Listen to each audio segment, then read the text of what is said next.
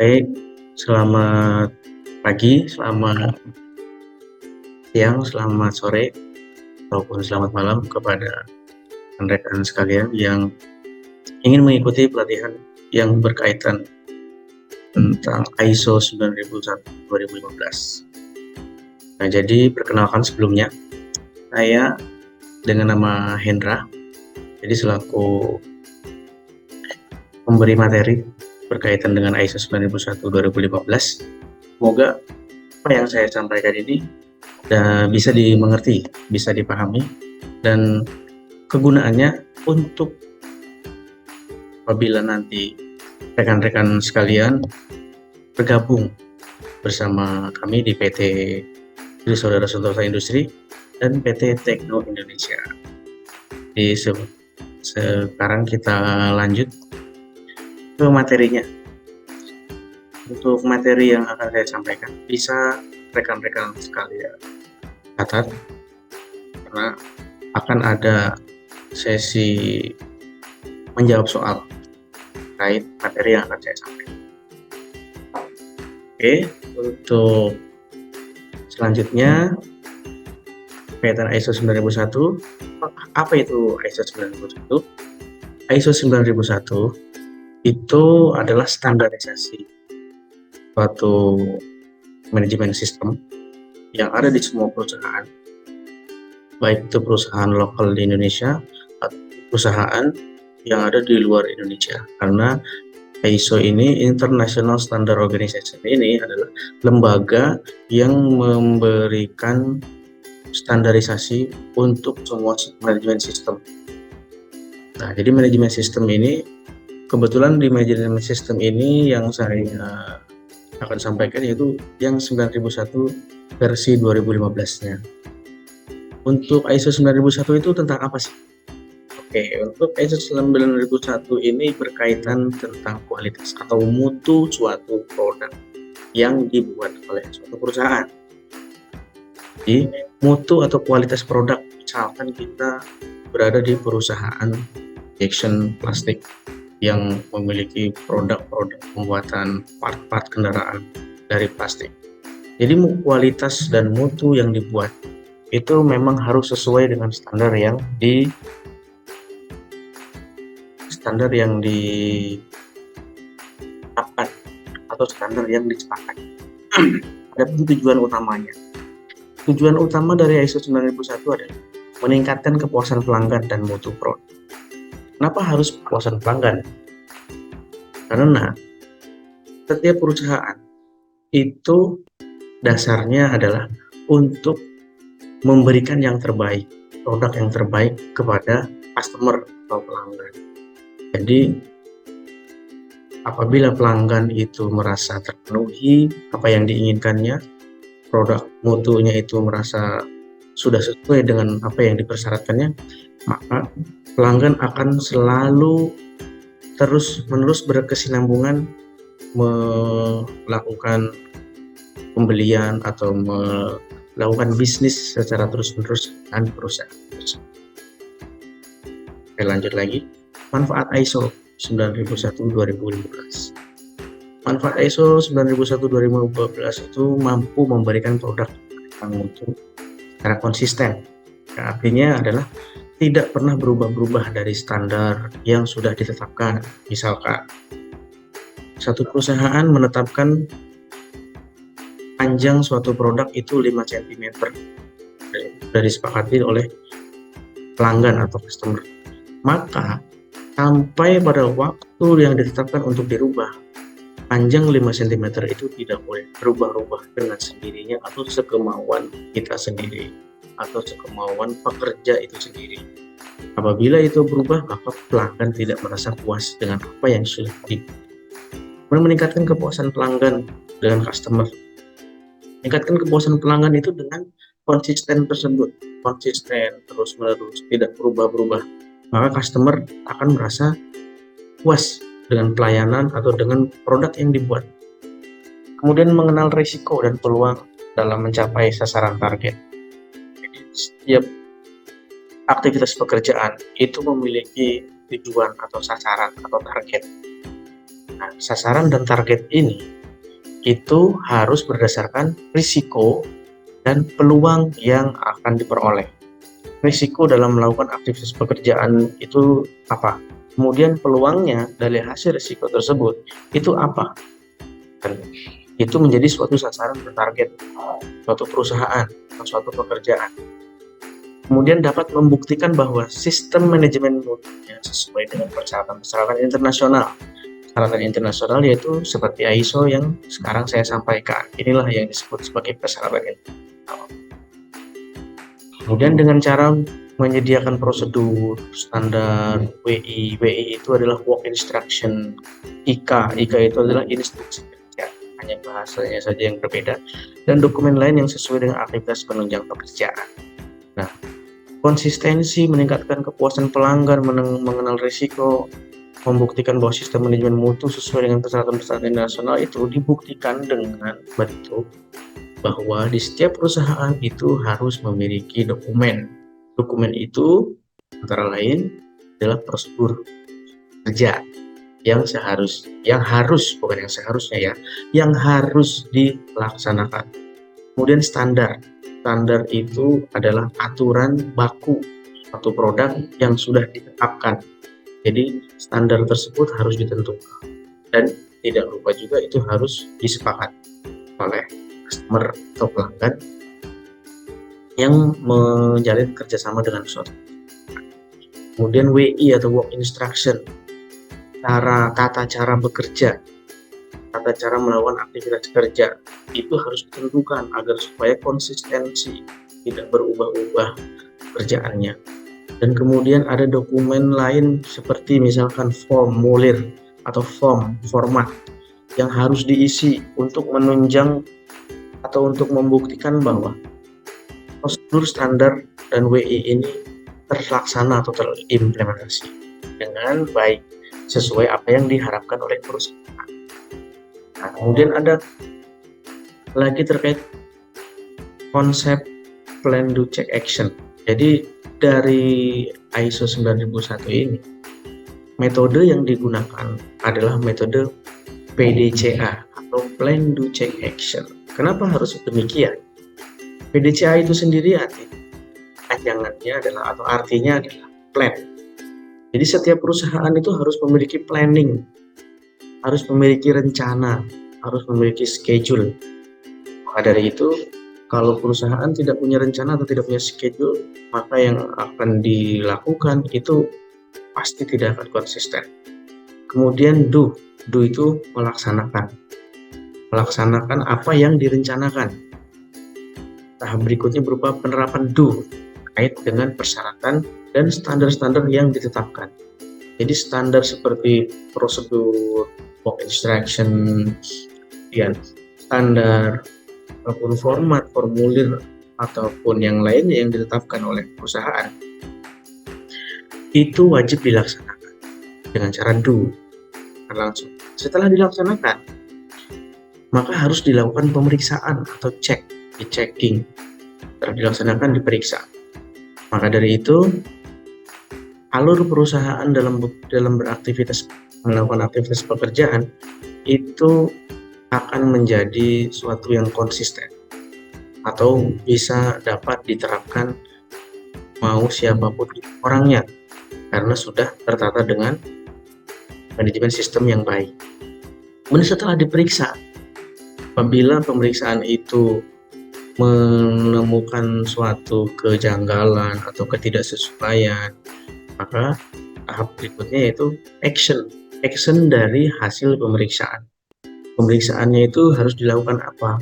Setelah dicek, setelah diperiksa, actionnya kalau tidak sesuai berarti harus dilakukan perbaikan. Kalau sudah sesuai actionnya berarti harus langsung dilanjutkan pengiriman atau harus dilanjutkan ke proses. Ya. Lanjut ke slide berikutnya yaitu terkait prinsip-prinsip ISO 9001. ISO 9001 ini memiliki beberapa yang pertama yaitu kepada pelanggan. Tetap masih fokus kepada pelanggan ya. Pelanggan ini sangat vital adanya. Ekstrimnya karena pelangganlah perusahaan itu ada. Jadi tanpa adanya pelanggan memasukkan suatu perusahaan, bisnis suatu perusahaan akan berhenti atau tidak berkesinambungan. Tanpa pelanggan, perusahaan akan tidak ada. Untuk kepuasan harusnya menjadi fokus utama. Nah, jadi pelanggan selalu ditempatkan di posisi yang nomor satu atau yang utama, karena pelangganlah yang memberikan perusahaan ini keberlanjutan bisnis. Jadi setelah pelanggan terpenuhi, baru kita ke tahap keduanya, kepemimpinan. Untuk berlangsungnya implementasi standar manajemen mutu, diperlukan komitmen yang kuat dari top manajemen. Top manajemen itu adalah bisa dikategorikan pemilik tertinggi atau pemimpin tertinggi di suatu perusahaan. Ini disebut top manajemen, atau penang tertinggi di perusahaan, itu top manajemen. Komitmen terkait SMM atau standar manual mutu bisa berupa penetapan kebijakan mutu, menetapkan sasaran mutu, menjamin tersedianya sumber daya, dan sebagainya. Jadi menetapkan kebijakan-kebijakan terkait kualitas produk. Jadi perusahaan pun harus menetapkan kebijakan agar pelanggan itu mengetahui kebijakan-kebijakan perusahaan terkait mutu atau kualitas produk yang dibuat.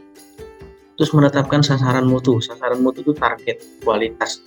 Target kualitas yang akan dibuat terkait produk tersebut harus ditentukan agar supaya apa?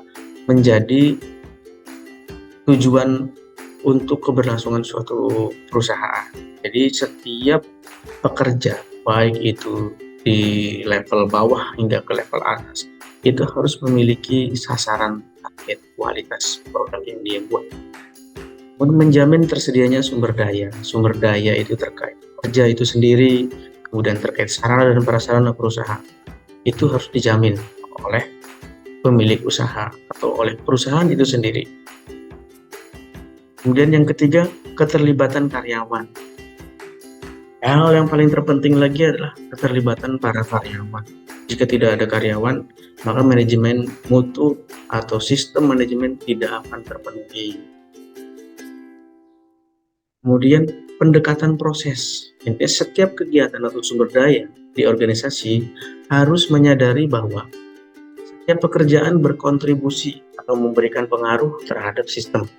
Jika dia bekerja tidak bagus, maka sistem akan terhambat.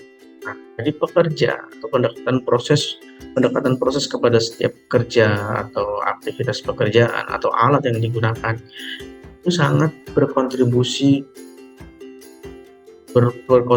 sekali. Jadi setiap pekerja itu sangat berkontribusi atau memberikan pengaruh terhadap sistem, karena apabila sistem ini tidak berjalan, maka perusahaan pun tidak akan jalan. Kualitas mutu yang dihasilkan itu tidak akan terjamin, dan para pelanggan kan tidak mau join lagi atau tidak mau bergabung lagi dengan perusahaan, tidak mau menggunakan produk yang dibuat.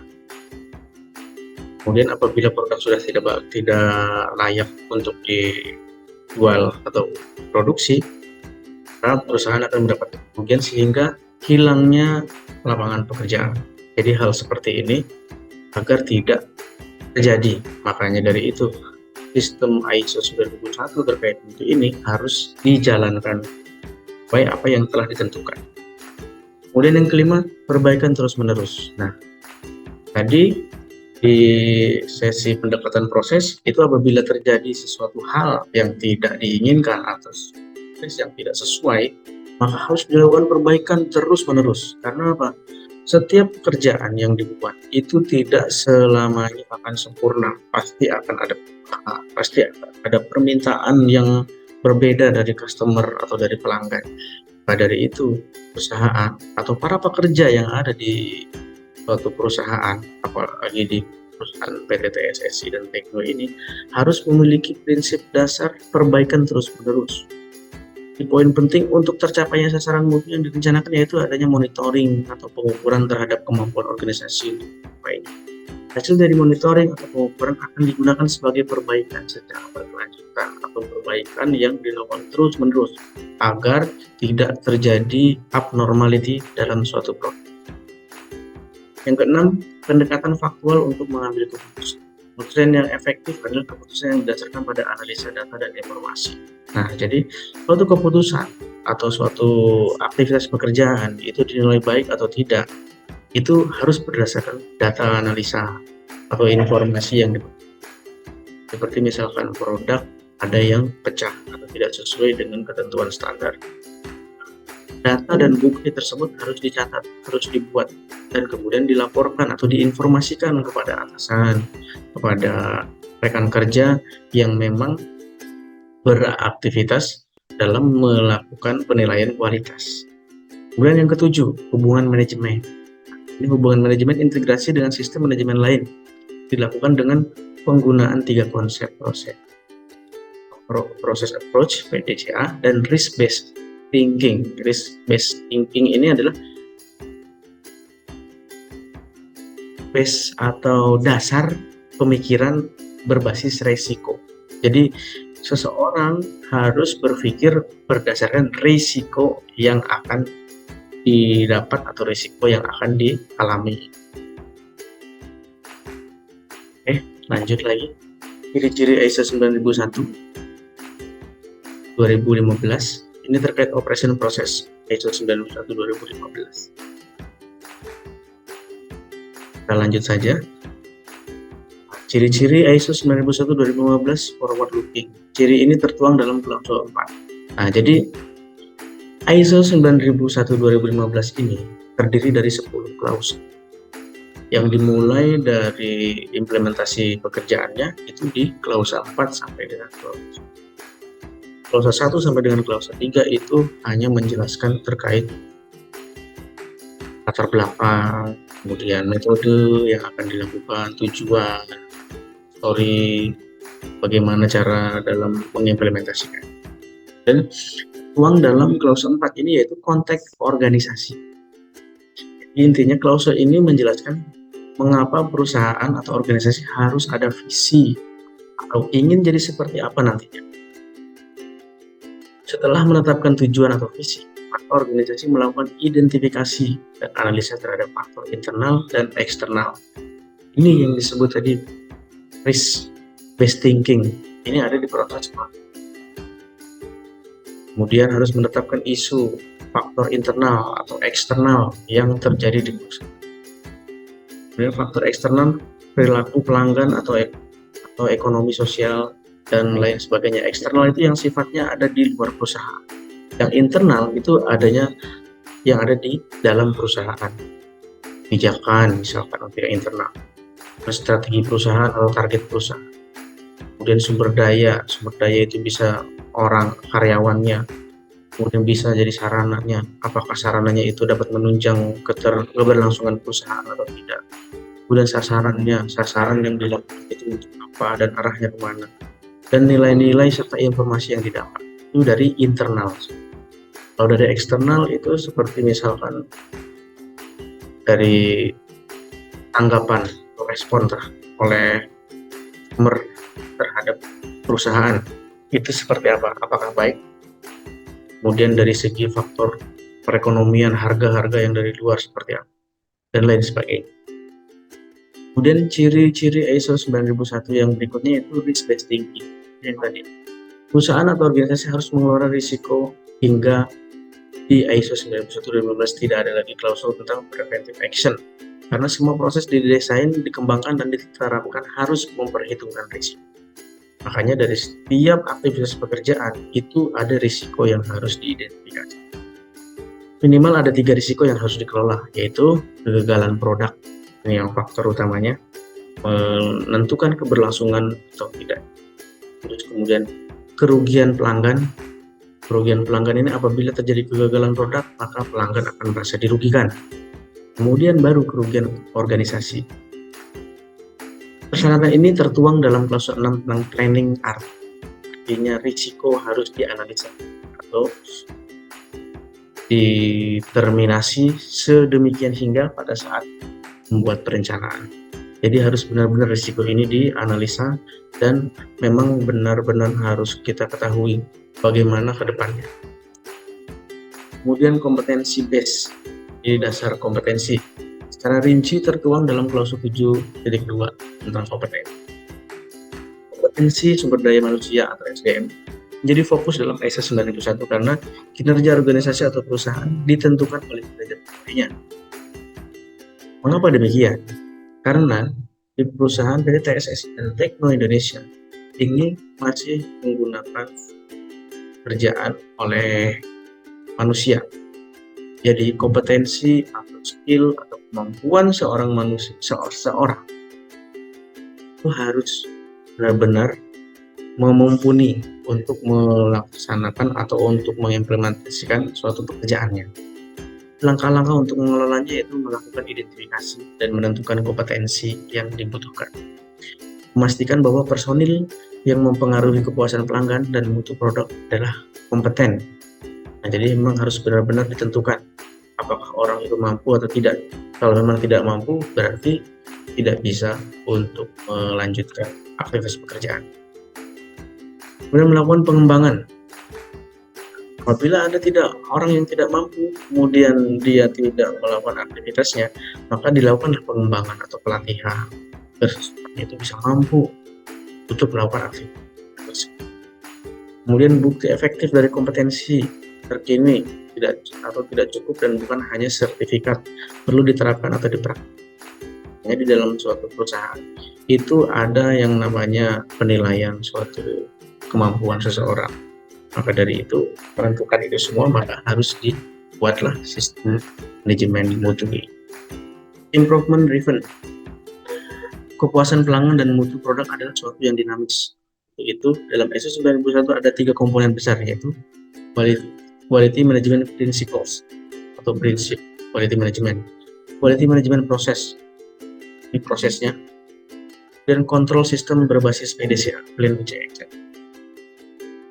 Tiga-tiganya harus ditetapkan dan diterapkan. Ini harus ditetapkan oleh manajemen. Di rekan-rekan sekalian, saat gabung di perusahaan kami, maka quality management prinsip, quality management proses, PDCA itu akan menjadi makanan sehari-hari atau aktivitas sehari-hari. Makanya rekan-rekan sekalian harus siap dalam hal ini, karena memang dalam penerapannya butuh proses dan tidak langsung akan bisa. Yang berikutnya yaitu terkait ruang lingkup. Jadi klausul ini menerapkan tentang organisasi apa saja yang dapat menerapkan ISO 9001-2000. Ruang lingkupnya yang pertama ini sudah masuk ke sesi terkait isi ISO-nya. Yang satu itu adalah ruang lingkup. Organisasi dapat menerapkan ISO 9001. Organisasi yang ingin menunjukkan kemampuan untuk secara konsisten memberikan produk atau layanan yang memenuhi persyaratan pelanggan dan persyaratan regulasi dan perundangan yang berlaku. Nah, jadi persyaratan regulasi pemerintah, regulasi dari customer itu memang harus dipenuhi, harus kita patuhi. Karena apa? Setiap perusahaan itu ada ketentuan-ketentuan yang harus dilakukan. Organisasi yang ingin meningkatkan kepuasan pelanggan melalui penerapan sistem yang efektif, masuk penerapan peningkatan sistem secara berkelanjutan dan penjaminan kesesuaian dengan persyaratan pelanggan, regulasi dan perundangan yang berlaku. Nah, jadi untuk meningkatkan kepuasan pelanggan pun kita harus tetap mengikuti regulasi peraturan, jadi persyaratan-persyaratan pelanggan, ya, peraturan-peraturan pemerintah yang ada itu harus benar-benar diterapkan, diikuti oleh setiap pekerja terutama. Apalagi aturan-aturan terkait kerja, cara kerja, dan format yang harus diisi atau formulir-formulir yang harus diisi karena harus diimplementasi para pekerja.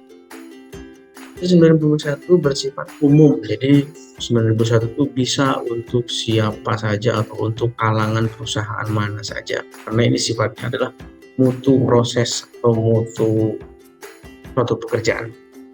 Kemudian yang keempat masuk ke isinya yaitu konteks organisasi yang tadi dijelaskan. Klausul ini berisi persyaratan umum tentang dasar-dasar yang harus dilakukan organisasi atau yang harus dilakukan perusahaan untuk membangun sistem manajemen mutu. Yang bertanya yaitu memahami organisasi dan konteksnya. Jadi suatu perusahaan, suatu departemen, suatu lembaga, itu harus memahami organisasi dan konteks. Kemudian yang kedua, memahami kebutuhan dan harapan pihak-pihak terkait. Kebutuhan pihak-pihak terkait, misalkan dari internal, kebutuhan dari departemen A itu apa saja. Nah, dari perusahaan harus memenuhi itu semua. Kemudian dari segi eksternal, misalkan dari lembaga pemerintah, apa sih yang harus dipersyaratkannya, seperti itu. Untuk pekerja yang ada di area produksi, itu masuk ke internal, apa sih kebutuhannya? Kebutuhannya adalah sarana dan prasarana. Kemudian harapannya apa? Harapannya dapat bekerja sesuai dengan prosedur. Itu harus terpenuhi. Yang ketiga itu menentukan lingkup sistem manajemen mutu. Lingkup sistem manajemen mutu di perusahaan itu berbeda-beda. Jadi di PT TSN pun sudah ditentukan atau sudah menentukan ya. Jadi para rekan-rekan sekalian atau calon tenaga kerja yang ada di TSN dan Tekno itu harus mengikuti lingkup sistem manajemen mutu yang sudah ditentukan. Yang keempat yaitu sistem manajemen mutu dan proses-prosesnya. Sistem manajemen mutu dan proses-prosesnya itu adalah kebijakan dan prosedur kerjanya dari setiap proses pekerjaan, dari penerimaan barang, dari pengambilan barang, dari perencanaan suatu produk, pembuatan produk, sampai dengan produk itu dijual atau dikirim ke pelanggan atau customer. Kemudian yang kelima, kepemimpinan. Kepemimpinan berisi persyaratan tentang apa yang harus dilakukan oleh pihak manajemen. Jadi kepemimpinan ini ada pada pemenangnya dari top manajemen, para pemimpin yang ada di perusahaan, bahasanya seperti itu. Menganggap penting peran pihak manajemen dalam penerapan sistem manajemen. Alasannya jelas karena penerapan sistem manajemen mutu adalah keputusan strategis, kebutuhan banyak sumber daya. Tanpa komitmen dan kepemimpinan dari pihak manajemen akan sulit. Jadi kalau dari para manajemen atau leader ataupun supervisor, manajer itu tidak bisa mengimplementasikan, maka apa yang dipimpinnya, apa yang diaturnya itu tidak. Nah, dari itu dalam ISO 9001 kepemimpinan pun ini ditentukan. Yang pertama yaitu kepemimpinan dan komitmen. Jadi seorang pemimpin atau leader up ke atas itu harus bisa memimpin dan komitmen dengan apa yang dia pimpinnya. Komitmen terhadap standar. Yang kedua yaitu kebijakan mutu, kebijakan perusahaan. Nah, jadi para pemimpin ini menerapkan kebijakan mutu atau kebijakan perusahaan yang sudah dibuat. Agar apa? Agar setiap pekerjaan yang dilakukan itu sesuai apa yang diharapkan oleh customer.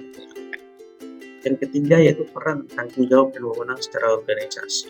Jadi setiap pekerja itu memiliki tanggung jawab atau tugasnya masing-masing. Dari itu setiap pekerja atau sumber daya itu harus bekerja sesuai dengan pekerjaan yang sudah ditentukan oleh perusahaan. Misalkan seorang operator bekerjanya itu melakukan aktivitas pembuatan produk, pemeriksaan produk, pengemasan produk, dan itu semua harus dilakukan. Kalau tidak dilakukan maka akan ada sesuatu yang terlewat dan menjadi penyebab turunnya kualitas yang dikirim ke customer. Yang keenam yaitu perencanaan. 6.1 tindakan untuk menangani risiko dan peluang. Kalau saya ini adalah penjabaran secara lebih rinci lagi tentang penerapan risk-based thinking. Risk-based thinking ini ada di perencanaan seperti yang di awal tadi saya sampaikan. Dalam klausul ini, ISO 9001 mencaratkan agar perusahaan atau organisasi mempelajari berbagai risiko dan peluang yang ada di perusahaan. Jadi misalkan seperti di risiko internal, apabila ada produk yang berhenti diproduksi. Nah, produk yang berhenti berproduksi itu kenapa? Apakah tidak ada sumber daya alam? Apa tidak ada sumber daya manusianya? Apakah tidak ada sarananya? Apakah materialnya kurang, belum dibeli, atau seperti apa? Nah, hal-hal seperti itu yang memang risiko-risiko seperti itu yang harus diidentifikasi, yang harus dilihat agar supaya apa? Kita mendapatkan peluang dari itu semua. Peluangnya adalah apabila risiko kita sudah dapatkan, maka peluangnya adalah keberhasilan. Kita untuk mengetahui cara pengendaliannya. Kemudian diambil dari internal dan eksternal seperti yang tadi disampaikan tadi. Jadi dari internal itu apa saja penyebabnya, isunya, beritanya, kejadiannya. Dari eksternal pun apa. Dan 6.2 sasaran mutu dan rencana pencapaian. Pada klausul ISO 9001-2015 ini memberikan persyaratan agar setiap perusahaan teknologi dan TSSI ini menetapkan sasaran mutu pada fungsi, tingkat, dan proses yang relevan. Sasaran mutu harus pertama yaitu konsisten dengan kebijakan mutu.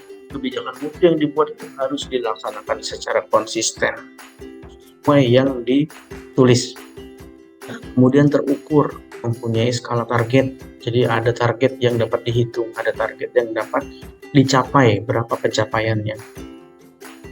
Kemudian selaras dengan persyaratan-persyaratan yang berlaku seperti peraturan-peraturan perusahaan, dokumen-dokumen prosedur, apa yang sudah ditentukan perusahaan itu sesuai, laras dengan upaya pencapaian sesuai produk dan layanan, peningkatan kepuasan pelanggan. Jadi customer benar pelanggan yang dibuat sampaikan kepada perusahaan dan perusahaan menetapkan menjadi suatu standar, maka itu harus sesuai standarnya. Seperti yang saya sampaikan tadi, panjang produk 5 cm itu harus sesuai 5 cm, tidak boleh lebih atau tidak boleh kurang. Dan 6.3 merencanakan perubahan. Pada klausul ini ISO 9001-2015 bersyaratkan bahwa bila dianggap perlu untuk merubah sistem, maka perubahan harus dilakukan secara terencana dan sistematik dalam perencanaan perubahan. Ini harus terencana. Organisasi harus mempertimbangkan yang pertama tujuan perubahan ke implementasi potensialnya. Integrasi sistem manajemen mutu dalam arti harus tentang terjaga, harus tetap terjaga. Misalnya perubahan suatu aturan tidak bertentangan dengan aturan yang sudah ada.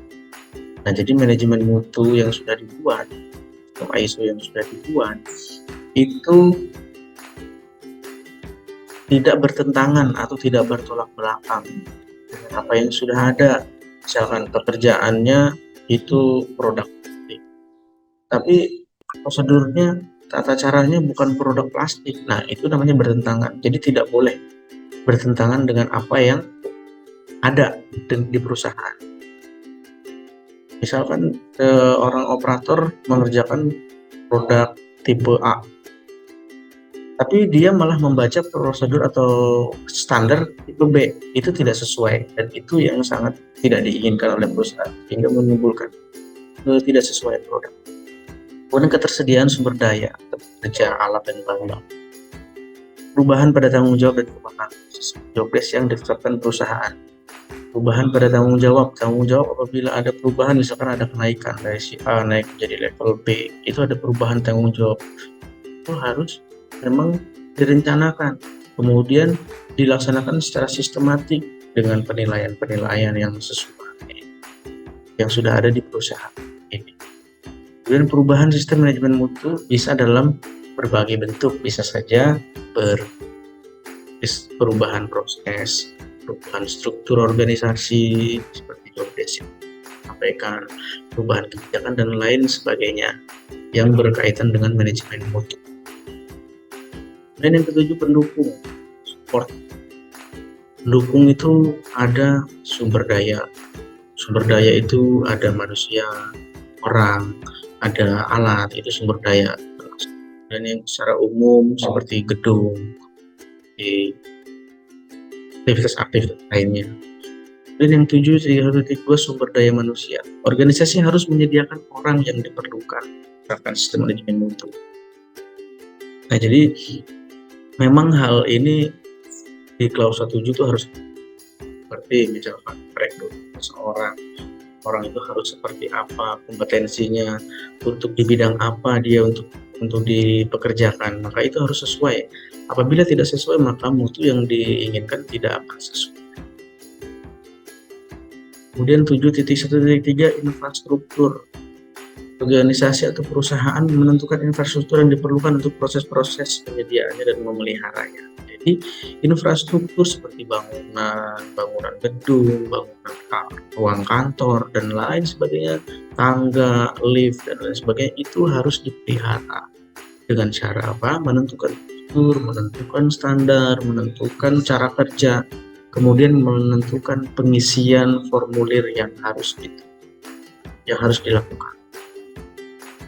7.4 yaitu lingkungan untuk pengoperasian proses.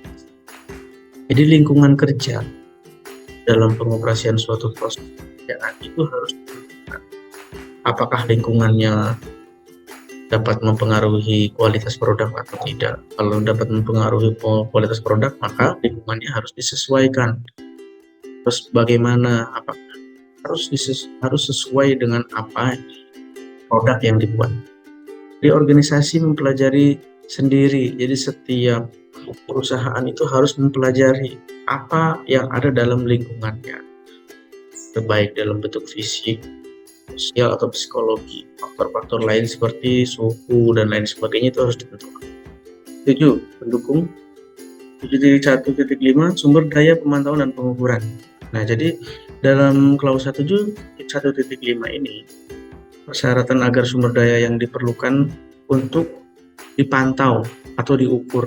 Nah, jadi setiap karyawan, kerja, alat yang dipakai, bukan alat ya, ini manusianya yang dipakai itu harus dipantau atau memang dipastikan fungsinya dia, misalkan indera penglihatannya sudah masih baguskah, normalkah, sudah tidak berfungsi atau tidak, atau fungsinya ada penurunan kah, tangannya ada cacat atau tidak. Nah, itu harus dipantau. Nah, apabila terjadi ketidaksesuaian atau ketidakstabilan setiap orang atau pekerja, maka akan mempengaruhi produk, akan mempengaruhi hasil dari produk itu sendiri. Maka dari itu, apabila terjadi hal seperti ini, dari perusahaan harus melakukan tindakan lebih lanjut seperti penanganan lebih lanjut. Ini harus diukur itu dengan kata bahwa si seorang ini mampu melaksanakan pekerjaan ini dalam hitungan nilai berapa, atau berapa lama, atau berapa cepat dia melakukan, itu harus terukur. Kemudian selanjutnya 7.1.6 pengetahuan organisasi atau pengetahuan perusahaan. Jadi pengetahuan karyawan atau pekerja yang misalkan pengetahuan itu dia dapat dari luar, kemudian masuk ke dalam sini bisa mempengaruhi produk kita jauh lebih bagus. Nah, harus didokumentasikan, harus diabadikan. Karena apabila tidak diabadikan atau tidak didokumentasikan, itu akan menjadi nilai yang tidak ada gunanya. Jadi hal-hal seperti ini harus diperhatikan, harus ditentukan.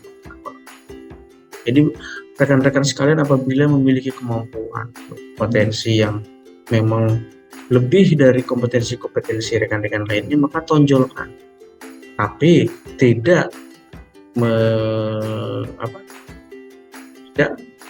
mengenyampingkan aturan atau dasar prosedur standar yang ada di perusahaan, PT Tekno atau PT TSS.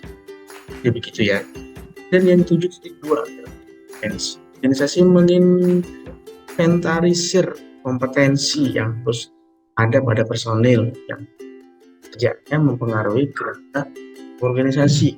Nah, ini yang dimaksud menginventaris itu adalah, jadi kompetensi yang ada itu benar-benar dicukupi, di alat yang dipakai harus sesuai, kemudian kemampuan kecepatannya juga harus sesuai, mesin yang mendukung dia bekerja juga harus sesuai, kecepatan mesin yang seharusnya kemampuan manusia seperti apa harus disesuaikan dengan kecepatan produk yang ada. Kebutuhan material yang ada, pekerjaannya cepat dalam bekerja, materialnya kekurangan. Nah, itu yang harus ditentukan, yang harus disesuaikan. 7.3 kesadaran. Mensyaratkan agar setiap personil atau karyawan suatu perusahaan mempunyai kesadaran tentang kebijakan. Nah, jadi kebijakan mutu yang ditentukan, kebijakan perusahaan yang ditentukan itu harus benar-benar sadar dia mau melaksanakannya, sasarannya yang harus dilaksanakan, manfaat kinerja mutu yang baik. Jadi manfaatnya itu harus dilakukan dengan kesadarannya dia.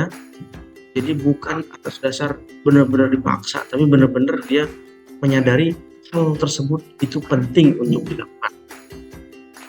Jadi sih memang apa ya, rekan-rekan sekalian yang ingin join, kesadaran yang ini yang dimaksud itu adalah bahwa agar rekan-rekan sekalian itu benar-benar menyadari bahwa pentingnya suatu proses, pentingnya suatu produk yang dihasilkan itu harus sesuai ketentuan customer atau pelanggan.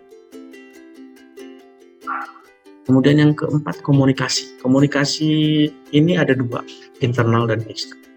Komunikasi internal ini adalah komunikasi yang dilakukan antara rekan member karyawan selevel, terus member karyawan dengan atasannya.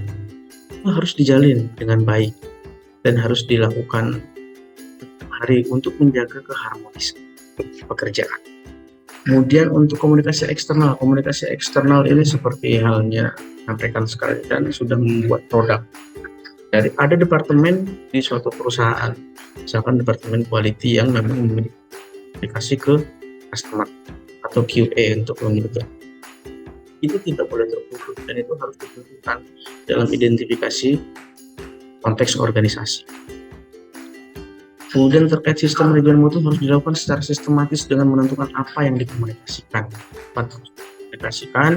pada siapa dikomunikasikan, bagaimana mengkomunikasikannya. Jadi berkomunikasi itu harus ditunjukkan, harus dijelaskan bagaimana caranya, di mana komunikasinya, kepada siapa kita berkomunikasi. Yang saya sampaikan tadi ada kepada karyawan, kepada member, ada kepada customer, ada kepada lembaga-lembaga yang ada di luar perusahaan. Kemudian yang 7.5, informasi terdokumentasi. Ini hal yang paling penting dari plan do check action tadi. Plan do check.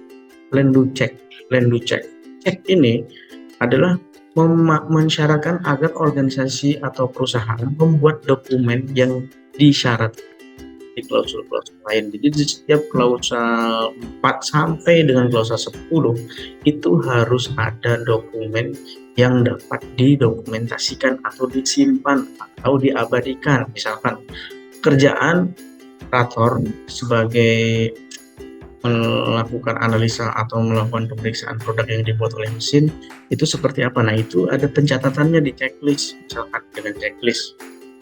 Nah, itu yang didokumentasikan, checklistnya itu didokumentasikan, hasil pemeriksaannya baik atau tidak, diperiksa oleh quality, sudah oke atau belum, sudah sesuai atau belum.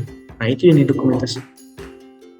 Kemudian lanjut ke klausul 8 terkait operasi. Operasi ini adalah bukan operasinya seseorang ya, tapi ini operasi itu adalah proses operasional suatu perusahaan di bagian produksi atau di bagian warehouse, prosesnya operasinya mereka masing-masing, atau di bagian quality proses operasinya adalah pemeriksaan, bagian warehouse proses operasinya penyimpanan dan pengiriman barang. Nah, yang ke-8.1 yaitu perencanaan dan pengendalian operasional. Jadi operasi ini harus ada direncanakan oleh departemen yang bersangkutan, kemudian kendalikan prosesnya agar tidak melenceng jauh dari apa yang direncanakan. Kemudian 8.2 menentukan persyaratan produk dan layanan. Klausul 8.2 ini bekerja sesuai standar operasional prosedur atau standar WI dan format atau check sheet yang ditentukan, menentukan persyaratan produk ya. Kemudian 8.3 desain pengembangan produk dan lainnya. Nah, desain pengembangan ini juga ditentukan di ISO 9001. Karena apa? Yang namanya desain yang harus dibuat, yang harus produk yang harus diciptakan itu memang harus ditentukan ukuran-ukurannya, dimensinya berapa, ketentuannya harus bagaimana, standarnya harus. Ini harus ditentukan di sini. Kemudian 8.4 mengendalikan penyedia produk dan jasa eksternal. Di ISO 9001-2015, klausul 8.4 memberi persyaratan terkait dengan supplier atau pemasok. Jadi pengendalian penyedia produk itu adalah supplier yang menyediakan misal material yang dibuat itu harus bukan. Ini masuk ke bagian purchasing, pembelian. Kemudian apabila ada rekan-rekan di bagian purchasing, ini juga harus menentukan ini semua. Jadi ada jasa eksternal, misalkan ada pembuatan mesin dilakukan oleh orang luar, atau servis kendaraan atau servis mesin dilakukan oleh orang luar. Nah, itu tuh harus ditentukan. Kemudian pelaksanaan produk dan layanan ini yang klausul 8.5. Aktivitas produksi atau pelayanan harus terkendali. Agar apa? Yang ditentukan dalam perancangan proses dan perancangan produk ini dapat diterapkan dengan baik. Inilah esensi dari persyaratan ISO 9001 klausul 8. Jadi aktivitas produksi dan pelayanan harus terkendali. Kalau tidak terkendali, maka klausa ini tidak lolos. Apabila klausa ini tidak lolos, berarti manajemen sistem tidak jalan. Kemudian 8.6, identifikasi dan mampu telusur produk yang dibuat. Di sesi ini, di 8.6, itu setiap produk harus diberi identifikasi, harus diberi nomor, harus diberi nomor pembuatan, dan lain sebagainya sesuai apa yang ditentukan oleh perusahaan.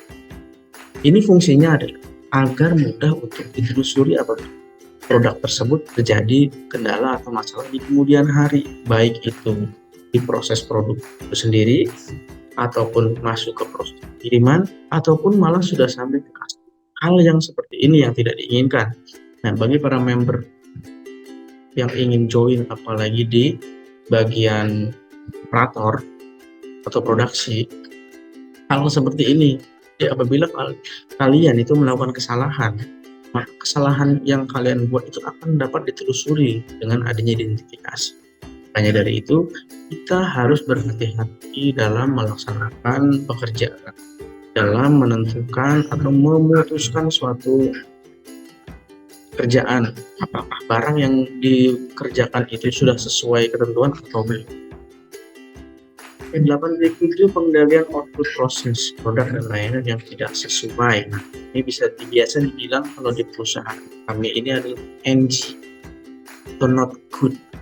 NG, tidak bagus, tidak sesuai. Maka ini harus bagaimana produk seperti ini? Perusahaan kita di sini atau perusahaan kami di sini, produk-produk yang tidak sesuai itu harus dikelompokkan atau harus atas dasar konfirmasi dari Departemen Quality. Produk tersebut tidak sesuai, maka penanganannya harus sesuai dengan prosedur-prosedur yang sudah dibuat. Maka dari itu, hal yang terpenting ini jangan sampai produk ini lolos atau malah sampai ke customer. Karena hal seperti ini yang akan membuat nama baik perusahaan tidak baik di mata customer. Kemudian yang ke-9 yaitu evaluasi kinerja. Klausul 9 ini yang 9.1, pemantauan, pengukuran, analisa, dan evaluasi. Nah, jadi dari hasil setiap proses pekerjaan itu semuanya harus dipantau, kemudian harus diukur. Setelah terukur, dianalisa apakah hasil pengukuran itu sudah sesuai atau tidak. Kalau tidak sesuai, berarti harus melakukan evaluasi. Kalau sudah sesuai, hasil evaluasinya sudah memenuhi persyaratan atau gitu ya. Yang 9.1 terkait kinerja evaluasi yang sifatnya umum. Pemantauan dan pengukuran harus dilakukan terhadap parameter, yaitu pemenuhan persyaratan dan kinerja sistem manajemen mutu. Jadi pemantauan dan pengukuran harus dilakukan terhadap parameter. Parameter ini adalah ketentuan-ketentuan standar-standar kerja yang sudah disepakati atau sudah ditentukan oleh atasan-atasan atau manajer-manajer perusahaan. 9.1.2 kepuasan pelanggan. Nah, kepuasan pelanggan ini penentu akhir apakah produk yang dibuat atau yang dikirim ke customer itu sudah sesuai yang dipersyaratkan oleh customer atau tidak. Kemudian 9.2 audit internal. Ini ada audit internal. Jadi ya pekerjaan yang sudah dilaksanakan itu nantinya akan diaudit. Audit itu bahasa kerennya itu disidak atau dilakukan pemeriksaan. Yang sifat pemeriksaannya itu adalah wajib. Jadi audit internal ini harus selalu dilakukan agar bisa mengevaluasi setiap pekerjaan yang dibuat. Rekan-rekan sekalian di level operator, di level leader, di level supervisor, ini akan diaudit sudah sesuai atau belum kinerjanya, proses kerjanya. Nah, kemudian 9.3 ini terkait tinjauan manajemen. Tinjauan manajemen itu adalah hasil semua dari klausa 4 sampai dengan klausa 8 dan klausa 9 ini kan sampai klausa 10 itu dituangkan dalam rapat atau dalam meeting tinjauan manajemen. Jadi setiap departemen atau setiap bagian itu akan menyampaikan kinerjanya dari awal tahun hingga akhir tahun, atau dari kapan awal ditentukannya suatu tahun. Ya, 10 ini peningkatan klausa 10. 10.1 itu sifatnya umum. 10.2 yaitu ketidaksesuaian dan tindakan koreksi. Klausa ini mencaratkan agar setiap ada ketidaksesuaian, termasuk keluhan pelanggan, perusahaan harus mengendalikan ketidaksesuaian dan melakukan koreksi. Nah, apabila ada ketidaksesuaian, itu harus dilakukan koreksi hingga ketidaksesuaian itu dapat diperbaiki. Kemudian mengenai konsekuensi yang timbul dari ketidaksesuaian, pasti ada konsekuensinya apabila ada ketidaksesuaian. Konsekuensinya adalah yang pertama, bagi SDM itu akan mendapatkan teguran atau sanksi. Bagi produk yang dibuat tidak sesuai, maka produk tidak laku dijual atau untuk disampaikan, dikirim ke customer. Konsekuensi itu yang harus dihindari. Kemudian menentukan kebutuhan tindakan untuk menghilangkan penyebab. Nah, jadi penyebab ketidaksesuaian itu harus dihilangkan. Apakah dampaknya seperti apa, itu harus benar-benar ditangani agar tidak terjadi atau terulang kembali. Dan menerapkan tindakan apa saja sih yang harus diterapkan agar supaya tidak terjadi ketidaksesuaian. Kemudian meninjau keefektivitas tindakan yang sudah dibuat dan dilakukan untuk menghilangkan ketidaksesuaian itu sudah efektif atau belum dilaksanakan. Misalkan dari member nih, saya sudah disuruh melakukan perubahan seperti ini tapi tidak efektif. Tidak efektifnya apa? Ada penurunan hasil kerja, kualitas menurun. Nah, itu harus disampaikan tidak efektifan agar supaya apa? Supaya bisa balik lagi ke yang di atas, yaitu penyebabnya apa, kemudian harus bagaimana, dan harus seperti apa tindakannya.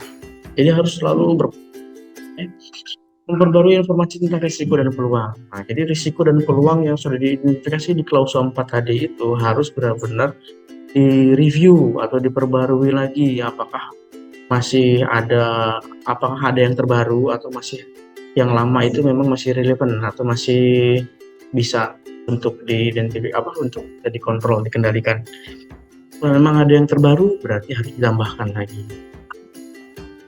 Membuat perubahan terhadap sistem manajemen mutu bila diperlukan. Peningkatan ini membuat perubahan, misalkan ada ide dan saran, perusahaan ini membuat produk ini harusnya seperti ini agar lebih efisien, agar lebih mudah ditangani. Nah, itu harus disampaikan kepada atasannya atau harus didiskusikan kepada setiap lini departemen dan top manajemen. Kemudian menyimpan dokumen tentang ketidaksesuaian tindakan yang diambil dan hasilnya. Nah, apabila sudah dilakukan peningkatan ketidaksesuaian dan tindakan koreksi ini dokumennya harus disimpan, jadi harus terdokumentasi. Jadi tidak hanya serta-merta nulis kemudian dibuang, jadi harus disimpan, harus didokumentasikan agar di kemudian hari kita tahu apabila terjadi masalah seperti ini, beginilah cara penanganan. Di sini inilah terkait ISO 9001 itu hanya menjelaskan terkait kualitas dan mutu suatu produk yang dibuat atau mutu suatu proses pekerjaan yang dibuat. Jadi pekerjaan apapun itu, baik dari pekerjaan administrasi, pekerjaan teknisi, pekerjaan produksi, pekerjaan apapun itu, atau konstruksi, kebersihan dan lain sebagainya, itu terkait kualitasnya harus sesuai. Jadi kita lanjut lagi ya, masih ada. Nah, kemudian yang ke-10, peningkatan. 10.3 ini peningkatan berkelanjutan. 91 ini berklausul apa yang terkat, hapus yang 10 tadi. Lanjut, 10.3 peningkatan berkelanjutan. ISO 91/2015 klausul 10.3 menjelaskan agar perusahaan mempertimbangkan hasil dari proses analisa dan evaluasi kerja serta hasil tinjauan manajemen atau hasil tinjauan atau meeting manajemen untuk menentukan peluang-peluang perbaikan. Jadi peningkatan itu harus selalu berkelanjutan, tidak hanya berhenti dalam satu titik saja. Apabila ini sudah ditingkatkan, berarti harus ditingkatkan lagi dan berkelanjutan terus-menerus hingga perusahaan tersebut menjadi perusahaan yang bagus, hingga sumber daya manusia atau SDM-nya itu menjadi sumber SDM yang memiliki kompetensi yang bagus dan yang berkualitas. Oke, terima kasih kepada rekan-rekan sekalian yang sudah mengikuti latihan ISO 91/2015 di sesi ini. Semoga apa yang saya sampaikan ini dapat bermanfaat dan bisa dilaksanakan di area perusahaan.